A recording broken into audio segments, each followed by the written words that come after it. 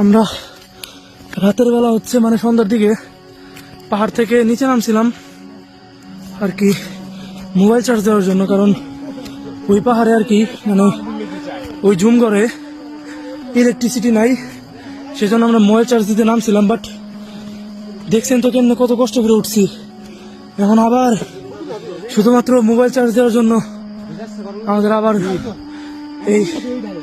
এইভাবে উঠতে হইতেছে।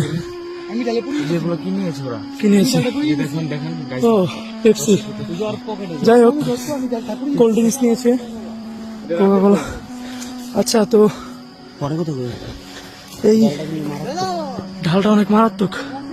আপনারা যারা পাহাড়ে ঘুরতে আসবেন রাতের বেলা যদি আসেন অবশ্যই একা একা আসবেন না, কখনোই ভুলেও না।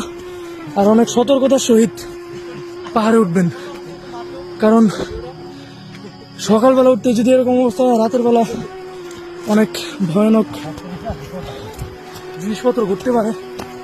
তো আমি আর কথা বলতে পারতেছি না।